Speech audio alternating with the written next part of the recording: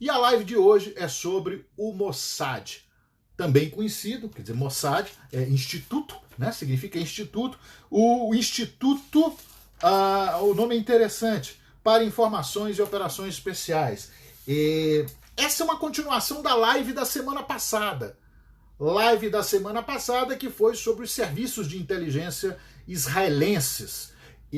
Então, só para contextualizar, essa live, inclusive, já está lá no canal no YouTube, mas para contextualizar, a gente lembra o seguinte: Israel é criado em 1948, em maio de 1948, e no dia seguinte à criação, pela resolução da ONU, do Estado de Israel, Israel é atacado por todos os lados pelas nações árabes, que eram vizinhas ali do que se tornou o Estado de Israel, além do levante palestino. Então eles são atacados pelos egípcios, pelos jordanianos, na época na Transjordânia, né? Pelos sírios, ataque vindo do Líbano também, e os palestinos se revoltam. Com isso, um dos grandes dilemas dos israelenses é exatamente lidar com a situação de quase uma guerra constante, né? Israel praticamente, a partir de 1948, vivenciou sucessivas guerras. Marcela, bem-vinda! Sucessivas guerras no Estado de Israel. Então, para a gente entender o aparato de inteligência israelense, a gente tem que entender que é um Estado que é criado e precisa sobreviver diante de agressões das mais diversas de todos os lados, né? Nesse sentido, eu sempre brinco que Israel é um Estado fascinante. Pretendo um dia ir a Israel, não conheço Israel, mas não seria um Estado com exército, mas sim um exército com Estado, né? E é tudo ali muito simbólico. E esse Estado é um pequeno Estado cercado pelas judeus, cercado pelas nações árabes, teve que lidar com agressões ao seu território, com ações das mais diversas de países, muitas vezes em coalizão contra o Estado de Israel. E além do desenvolvimento econômico, tecnológico e de suas forças armadas, né, o que era essencial para a sobrevivência de Israel, os israelenses desde muito cedo, desde Ben-Gurion, tomaram consciência de que se não conseguissem se defender, seriam esmagados ali, né? E, bom, além do aparato de defesa efetivamente, né, pelas forças de defesa de Israel, né, a gente tem também o aparato de segurança interna e de inteligência. E é nesse sentido, bem-vindo, meu caríssimo Eduardo Carvalho, e é nesse sentido que se cria os serviços de inteligência. Eu falei, como eu disse na semana passada, sobre os serviços de inteligência, né? Falei sobre isso. Falei do Shin Bet, né? O serviço de inteligência doméstico voltado à proteção, à segurança do Estado, do Estado israelense, né? Da população Israel dentro do território de Israel. Falei do Aman, que é a inteligência militar israelense, muito eficiente, muito efetiva, e falei também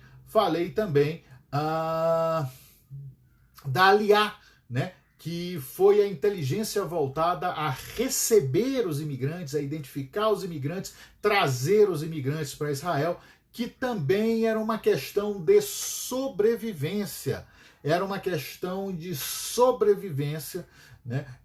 Trazer de volta para a terra prometida, né? Trazer de volta para Israel a população judaica que estava difusa pelo mundo.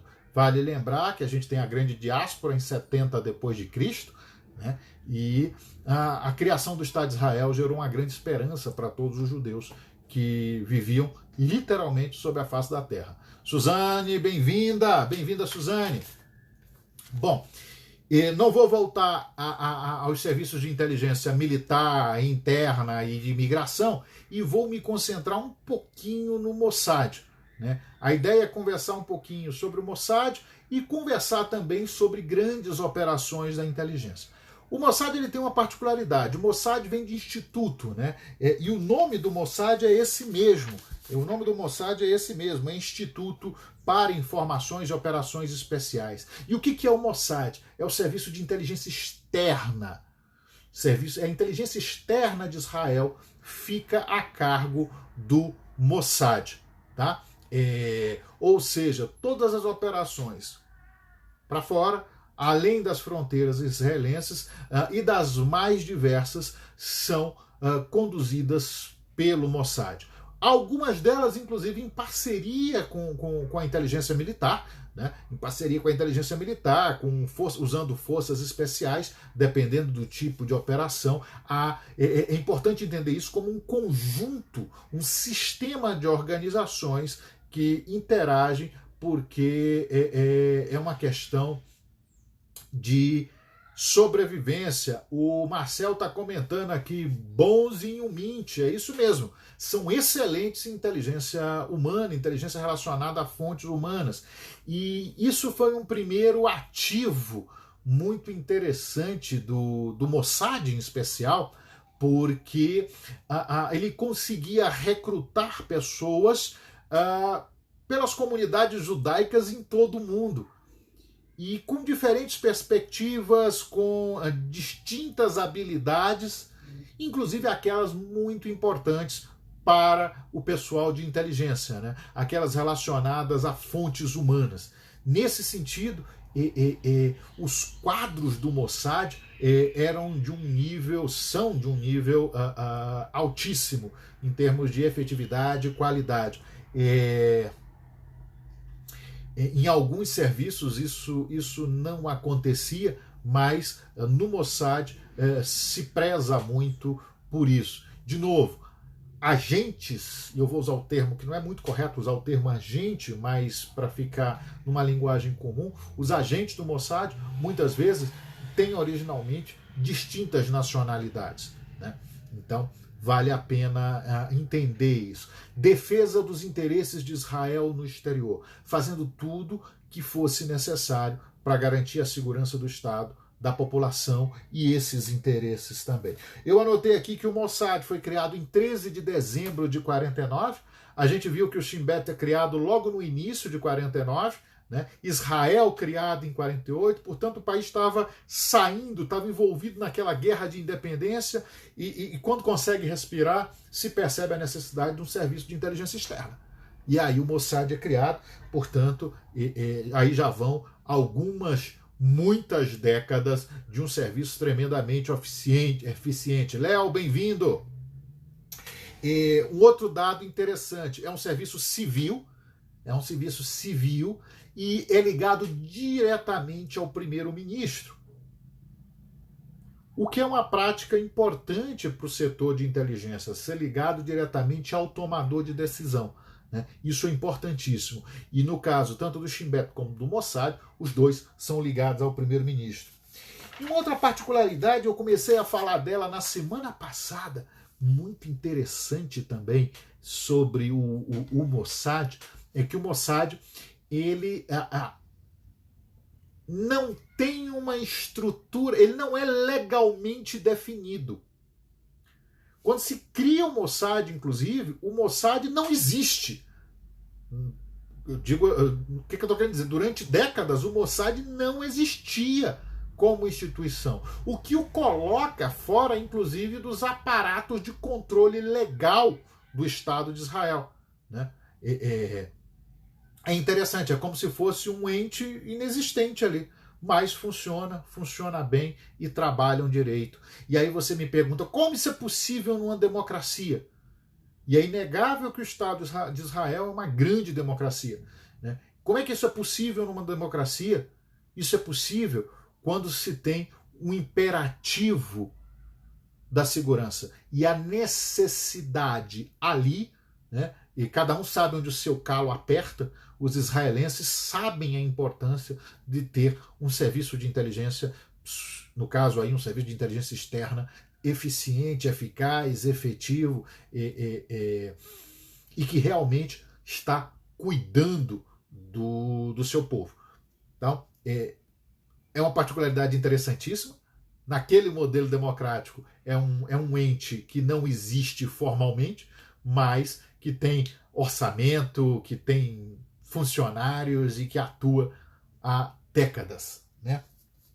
E aí eu passo agora rapidamente a comentar um pouquinho algumas grandes operações em que o Mossad foi protagonista ou de alguma maneira colaborou com os demais órgãos da inteligência ou das forças de segurança e defesa de Israel, né? E que são operações que entraram para a história como grandes operações da inteligência israelense. De novo, não necessariamente vinculadas só ao Mossad, mas são operações que entraram para a história. A primeira acontece em 1956. Veja, em 1956 o Estado de Israel não tinha 10 anos de existência. Né? Só para lembrar, o Barão está falando aqui, quando da guerra do Yom Kippur, a situação chamou a oposição para compor com uma solução. Exatamente, num contexto, né, num contexto como esse, né, e as informações do Mossad foram ignoradas, o Barão está comentando. Aí é o dilema da inteligência. A função da inteligência é o quê? Informar. Cabe ao tomador de decisão usar adequadamente esses dados e essas informações e essa inteligência que recebe. Então, a gente amanhã vai falar um pouquinho sobre isso, Barão, no nosso mini curso sobre história da espionagem, que já está acontecendo e do qual você é aluno, né? Lá amanhã a gente conversa sobre isso. Mas veja, eu estava falando de 56. 56 Israel não tinha 10 anos de idade, mas foi o Mossad que conseguiu algo importante no contexto da Guerra Fria que começava ali, né? E Israel conseguiu o discurso, a prévia do discurso de Nikita Khrushchev, que no Congresso do Partido Comunista da União Soviética condenaria Stalin. Né? Stalin morre em 43, Khrushchev se torna o novo secretário-geral do partido, e em 56 começa o processo de desestalinização da União Soviética, capitaneado pelo próprio Khrushchev. E parece uma coisa boba isso, mas veja, os israelenses entraram no coração da União Soviética, no gabinete do secretário-geral do Partido Comunista da União Soviética, União Soviética que estava saindo do stalinismo, e os caras conseguiram o discurso do Khrushchev. Os caras conseguiram o discurso de Nikita Khrushchev falando de Stalin. Então isso daí já acendia as luzes e mostrava, já dava sinais do quão eficiente seria a inteligência israelense. Né? Um outro episódio, logo no início, no início eu digo assim, nas primeiras décadas do Mossad, que acontece em 1962, aqui na América do Sul, mais especificamente em Buenos Aires, quando, a partir com apoio, né, do pessoal do Simão Wiesenthal, né, o caçador de nazistas, né, os israelenses encontram e capturam Adolf Eichmann. Adolf Eichmann, um dos responsáveis pela solução final, né, na Alemanha nazista, a partir de 42, 43, fugiu da Alemanha, né, havia escapado, criminoso de guerra, portanto, deixa eu ajeitar isso aqui que eu estou vendo que está mexendo muito a câmera, criminoso de guerra, e aí, numa operação fantástica, tem um livro sobre isso, O Suspeito da Rua Garibaldi, se não me engano, esse livro, numa operação de inteligência fantástica, os israelenses do Mossad vão à Argentina, capturam o Eichmann e retiram o Eichmann de lá, né?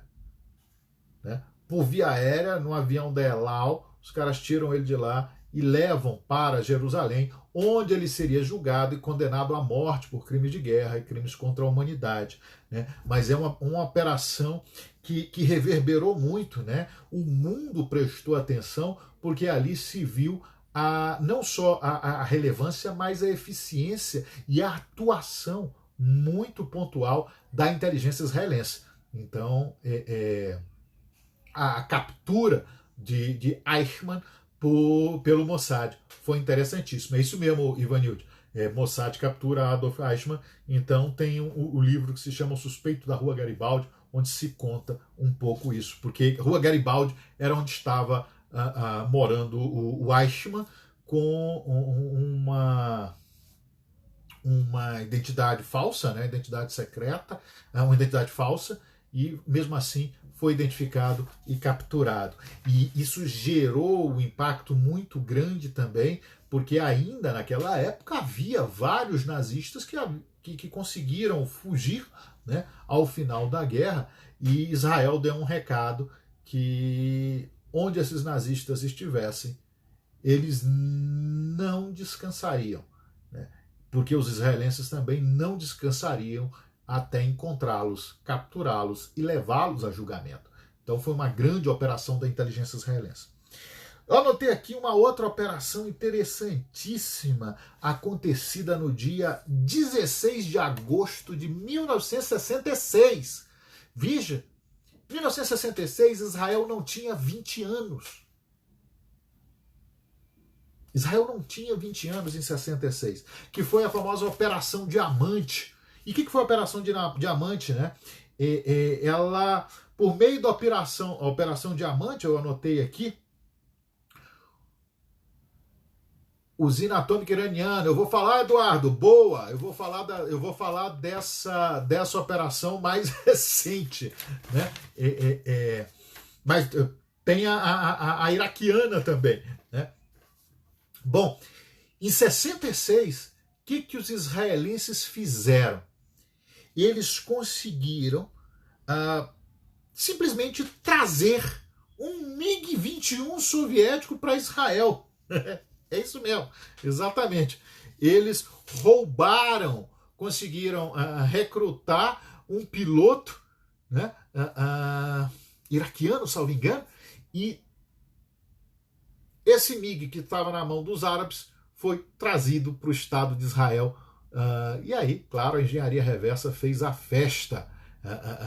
A engenharia reversa israelense foi muito bem aplicada. Mas veja, em 66 os caras colocam um MiG no Estado de Israel, né? Bom, outra operação interessantíssima, né? O Barão falou da guerra do Yom Kippur, né? E eu estou lembrando aqui da Guerra dos 6 Dias, eu anotei aqui, né, os dados conseguidos pelo Eli Cohen, né, sobre as forças e os bunkers sírios nas colinas de Golã, sobretudo, né, dados esses que foram conseguidos pela inteligência israelense e que ajudaram os israelenses na Guerra dos 6 Dias a identificar os alvos sírios na Guerra dos 6 Dias. Nesse sentido, eu queria destacar aqui, abrir um parênteses para chamar a atenção para uma série muito interessante no Netflix, protagonizada pelo Sacha Baron Cohen, né, que mais conhecido pelo jornalista do Cazaquistão, o Borat, né? Essa não é uma série cômica, né? Essa não é uma série cômica, é uma série de espionagem, uma série histórica muito interessante, onde o Sacha Cohen, ele interpreta o Eli Cohen, que nada mais foi do que um agente do Mossad de origem de origem egípcia, né? Ele era egípcio, portanto árabe, né? Árabe no sentido de falar árabe, aparentar, ter aparência de árabe, nascido no Egito. Veja, aquilo que eu tinha falado, a capacidade da inteligência israelense de atrair judeus que vivem nesses outros países e que, é claro, o sujeito, a família dele vive ali há séculos, há gerações, e ele traz as características. E aí, importante o papel do Eli Cohen, que foi infiltrado no governo sírio, e isso é muito interessante. Ele foi infiltrado no governo sírio e em pouco tempo ele alcançou posições de destaque no governo sírio. Ele chegou a deputy minister, né? Na estrutura dele seria praticamente o cargo, não vice-ministro, mas praticamente o cargo de ministro da defesa sírio, né? Por que deputy minister? Porque no final das contas o presidente era o ministro da defesa, né? Mas o Eli Cohen chegou a ministro, né, do governo sírio e passando as informações ao Estado israelense. Eu não vou dar spoiler. A Ivanilde comentou aí a série de Netflix do O Espião, é o nome da série, bem lembrado, Ivanilde. Eu não vou dar spoiler, mas a história do Eli é conhecida, vale muito a pena ver essa minissérie, mas no final das contas, né, de novo, estou contando o fato histórico. O Eli é descoberto, não vou contar como, ele é descoberto e é executado em praça pública pelos sírios, e até hoje não devolveram o corpo. Isso é na década de 60, 70, e até hoje não devolveram o corpo de Eli Cohen, né, para a família em Israel. Ele é executado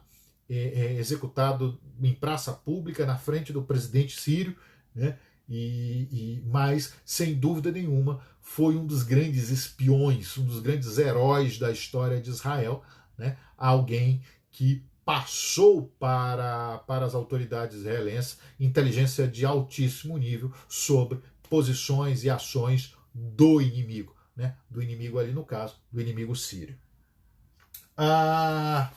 Chama atenção também para uma outra operação sensacional conduzida pelo Mossad e que também virou livro e virou filme, que é a Operação Cólera de Deus.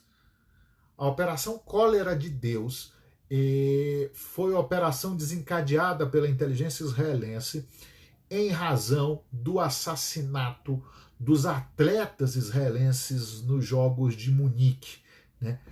Talvez algum dia a gente faça uma live sobre Munique. É um episódio muito triste nos Jogos de Munique de 72, de setembro de 72, e as forças, quer dizer, terroristas do grupo Setembro Negro invadem a Vila Olímpica, né? Invadem a Vila Olímpica em Munique e assassinam, matam alguns atletas israelenses e sequestram outros, mantêm sob refém, né, esses atletas lá na vila, e na fuga não dá certo a operação, é uma operação fracassada de contra-terrorismo, inclusive do Estado alemão ali, da Alemanha, na época da República Federal da Alemanha, e todo mundo morre, os atletas morrem, e os terroristas conseguem, alguns, escapar. Eles conseguem escapar, depois são entregues para autoridades árabes, por exemplo, alguns foram para a Líbia, né? E com isso, os israelenses tomaram a decisão de caçar e executar esses terroristas do Setembro Negro, né? E assim o fizeram na Operação Cólera de Deus. O Barão está colocando a maior história de espionagem, na minha opinião, tem a do Kim Philby, mas ele é comunista, então o Barão diz que prefere, como o Philby era comunista, ele prefere o Eli Cohen. É fantástica, a história do Eli Cohen é espetacular, né? A Suzane está comentando muita lambança na condução ali. Eu já dei algumas aulas sobre isso, Suzane, sem dúvida nenhuma. Ela está falando de Munique. As operações de contra-terrorismo ali feitas pelas autoridades alemãs são um desastre. E é um caso que é estudado muito ainda até hoje. Né? Aqueles que foram meus alunos nos cursos de contra-terrorismo vão lembrar disso. Né? Aquilo é lembrado até hoje como com erros básicos, crassos, né? Relacionados às autoridades alemãs no contra-terrorismo ali. E o Barão está comentando, assistam Munique, melhor filme do Spielberg, na minha opinião. Olha, é difícil dizer qual é o melhor filme do Spielberg. Munique é muito bom. Eu sou suspeito, eu gosto muito do Resgate do Soldado Ryan, né? Mas Spielberg tem filmes fantásticos. Para mim também a lista de Schindler é excepcional, né? Eu assisti, já perdi a conta do número de vezes que assisti esses filmes de Spielberg, mas sem dúvida Munique é um grande filme. Bom, uma outra operação interessantíssima, quer dizer, então a Cólera de Deus foi a caça, né, aos terroristas palestinos que mataram os atletas em Munique, né? Rapaz, você diz, o Barão está comentando, eu amo o ET, eu não tenho a menor paciência pro ET. Eu comecei a assistir o filme, eu começo a assistir, né? Mas os outros do Spielberg eu gosto. O Marcelo está perguntando se a série Fauda retrataria o Shin Bet. Eu estou ansioso esperando a quarta temporada da Fauda, ou Faúda, Marcelo. Acredito que sim. Realmente eu não me lembro qual é a unidade ali, mas ela tem todas as características de Shin Bet, né? E tem todas as características do departamento árabe do Shin Bet. Eu falei sobre isso na semana passada. Então, quem perdeu a live da semana passada, ela já está lá no meu canal no YouTube, Joanisval BSB, Joanisval BSB no YouTube. A live está lá e eu comento sobre isso, sobre Fauda, essa série fantástica israelense. E o vídeo é Todo Espião é um Príncipe, né? E na live eu explico o porquê desse título, Todo Espião é um Príncipe. Então, quem perdeu a live da semana passada, assim como todas as outras lives, desde o dia 23 de agosto do ano passado, vou repetir, desde o dia 23 de agosto do ano passado, a gente faz live todo domingo às 17 horas, e aí a gente tem ali no nosso canal no YouTube, Joanisval BSB, todos esses vídeos. Então, recomendo dar uma olhadinha lá, né? Fauda só tem um problema, falta temporada. Exatamente, Barão, a gente fica ansioso, eu tô ansioso esperando a quarta temporada dessa série que é espetacular, né? Todo Espião é um Príncipe, é um livro muito legal e eu comento sobre ele na live, viu, o Marcelo? O professor Marcelo, eu comento dele. Live curso para ninguém reclamar. É isso mesmo, Suzane. O nosso curso, inclusive, sobre história da espionagem já está acontecendo. Nós tivemos a primeira aula na segunda-feira e amanhã temos a próxima aula sobre o curso de História da Espionagem. Bom, o Mossad também atua dando apoio a outros entes, a outros órgãos do Estado de Israel e até em operações especiais. E aí eu queria chamar a atenção para a operação, primeiro conhecida como Operação Entebbe, e depois que passou a se chamar Operação Yonatan, realizada em 4 de julho de 76. Né? Qual é a grande questão? Como é que foi essa grande operação, Operação Entebbe? Foi uma operação excepcional das forças israelenses, as forças especiais, com apoio do Mossad, em que para resgatar reféns israelenses que haviam sido sequestrados num voo da Lufthansa e levados para Uganda, né? Tem alguns filmes sobre isso muito interessantes. Eu acho que tem no Netflix o Entebbe, eu acho que é Entebbe esse filme. O pessoal, os reféns foram feitos reféns, né, israelenses,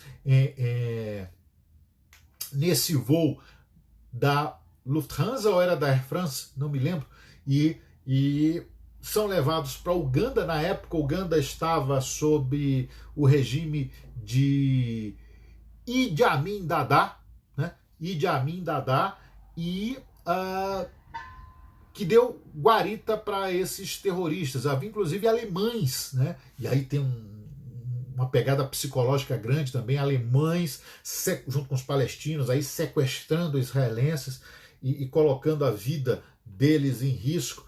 Então foi uma operação fantástica, porque os caras voando sobre o Mar Vermelho, né? Israel preparou fez todo o planejamento da operação. Em suma, as forças especiais de Israel pousaram no aeroporto de Entebbe, tiraram dos aviões viaturas semelhantes ao carro do Idi Amin Dada, né? Ao carro do ditador, e aí entraram em combate, mataram os terroristas, resgataram os reféns, e em menos de uma hora, os caras levaram de volta esses reféns para Israel. Nessa operação tem uma particularidade, por isso que ela passou a se chamar Yonatan, porque o único israelense, o único militar israelense aí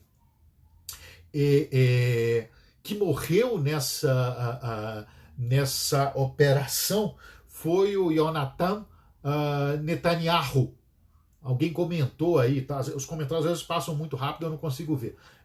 Yonatan Netanyahu, que era nada mais nada menos do que irmão do atual primeiro-ministro de Israel, Benjamin Netanyahu. Então, foi a única perda, né, israelense ali, né? Foi esse era um dos que estava à frente da operação de resgate dos reféns. Então, Entebbe, 1976. Operação Ópera, 1981. E aí eu já vou caminhando para acabar as nossas operações, né, da inteligência israelense. Tem o filme Entebbe, eu acho que é no Prime, é isso, Barão? O Barão está comentando aí. É muito bom esse filme, é muito bom. Operação, eu anotei aqui, Ópera. É uma operação muito interessante. E aí, Eduardo, isso já é antigo, né? Acontece em 81, quando a inteligência israelense forneceu informações, né, para que fosse destruído o reator nuclear iraquiano, né? E a operação como um todo é muito interessante, mas ela tem essa base toda de inteligência. A Força Aérea israelense deu um jeito no reator ali, e é muito interessante. Então essa é mais uma operação onde a inteligência... Veja, é impossível não trabalhar junto com a inteligência num estado de guerra como aquele. E outra operação também muito rica em detalhes, que se tornou pública, mais uma operação que arrepia, conduzida pela inteligência israelense, ou orquestrada pela inteligência israelense, foi a Operação Moisés. Operação Moisés, que aconteceu, anotei aqui, em 84. Operação Moisés foi aquela para o resgate, olha que coisa louca, de centenas de judeus etíopes que estavam no Sudão ali. Acho que mais de alguém falou disso. Tem um filme sobre isso. Centenas de judeus etíopes, né, que viviam no Sudão. Vale lembrar a Etiópia, né? Etiópia tem vínculos muito estreitos com Israel, vínculos que são milenares, desde a rainha de Sabá, com Salomão, né? E nesse sentido, foi preparada toda uma operação de inteligência com vários voos durante semanas para resgatar aqueles judeus descendentes da rainha de Sabá, judeus etíopes que foram finalmente levados para Israel. Então, arrepia essa operação. Tem um filme sobre isso, a Suzane está colocando, quando construíram um resort para mergulho, exatamente. Eu acho que alguém colocou aí o nome do filme, Operação Mar Vermelho, uma coisa assim, né? O Resgate no Mar Vermelho. O filme é Mar Vermelho, alguma coisa assim. Tem ou no Netflix ou no Prime. Então, a operação ficou conhecida como Operação Moisés, né? E tem as operações mais recentes, por exemplo, ou outras operações relacionadas, por exemplo, a neutralização ou a intimidação de cientistas envolvidos em programas nucleares, particularmente o programa nuclear iraniano, mas houve outros também no Iraque, o programa nuclear iraniano. O Márcio está falando da Operação Riga.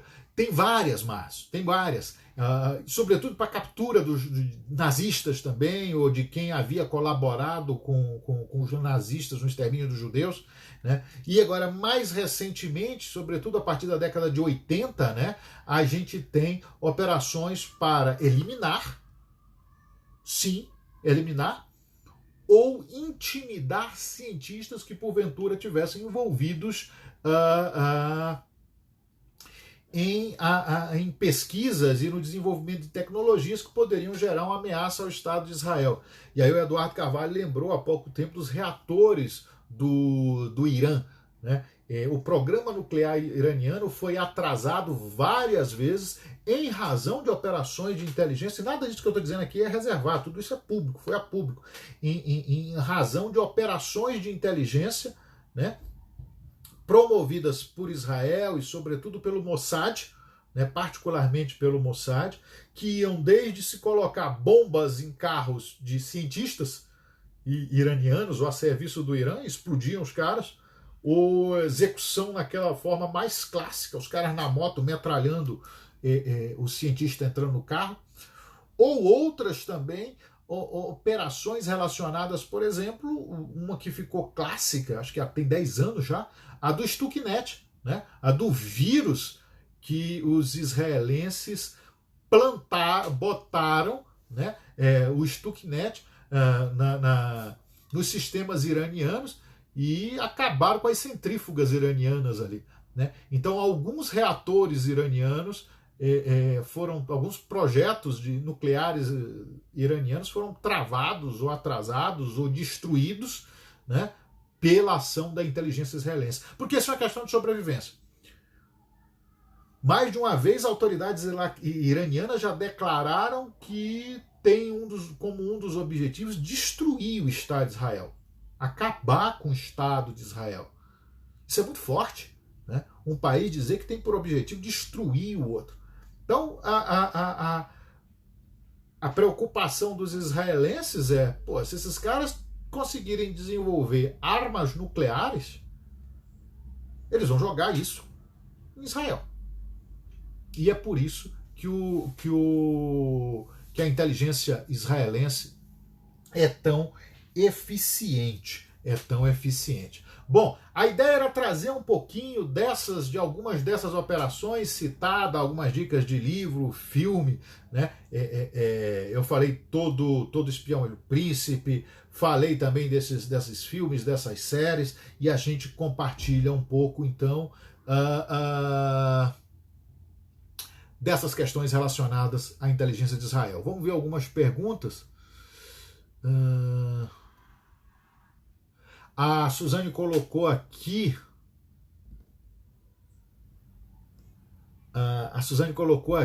Professor falou que o Mossad se vincula ao primeiro-ministro apenas para comparar com o MI6, o serviço secreto russo e o estadunidense. Eu não sei se eu entendi a sua questão, Suzane, mas eu vou falar de forma geral, né? Isso é uma decisão de cada país. Isso é uma decisão de cada país, né? Então, em alguns países, a inteligência é ligada diretamente ao tomador de decisão, ao chefe de Estado, ao chefe de governo. Em outras, se tem uma instância entre a inteligência e o chefe de Estado. Por exemplo, nos Estados Unidos, você falou aí da CIA, né? A CIA tem um diretor central de inteligência, e depois você tem também o diretor nacional de inteligência, né? E aí o vínculo, né, com o presidente, que não é direto, né? Tem o vínculo também com o Conselho de Segurança Nacional.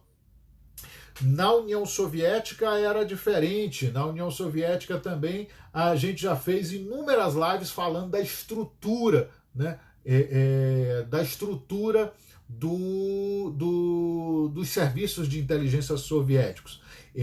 O que é importante saber para essa live de hoje é que a inteligência em Israel é ligada diretamente ao primeiro-ministro. É uma opção deles e é uma opção que tem sido efetiva, né? Para maiores informações, deem uma olhada nas minhas lives que estão lá no YouTube, né? Deem uma olhada nas minhas lives lá no YouTube, né? Que a gente tem esses comentários sobre a inteligência soviética. Uma outra questão aqui é do Marcel: a que se deve essa eficiência do Instituto, a que se deve essa eficiência do Mossad? Essa é uma boa pergunta, Marcel. Eu acho que passa pela necessidade, né?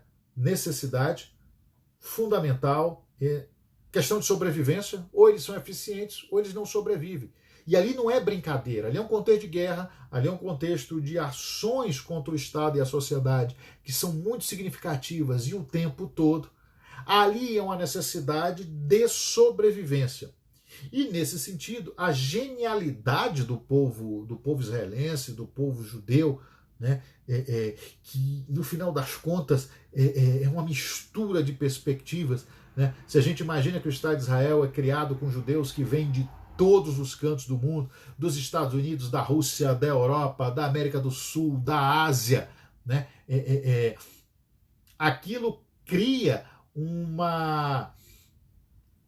caldo interessantíssimo de eficiência, de inteligência, de capacidade de olhar fora da caixa. E é assim que eles trabalham, né? Tem mais uma pergunta aqui, vamos ver se dá tempo de responder. A população apoia o Mossad e os gastos envolvidos? Penso que sim, para confirmar. Boa pergunta. Mas, eu, inclusive, acho que a Suzane está escrevendo um livro sobre espionagem, um romance de espionagem, não é isso, Suzane? Salvo engano, está escrevendo um romance de espionagem. Então, dê uma olhada nas minhas lives lá no Joanisval BSB, tá bom? A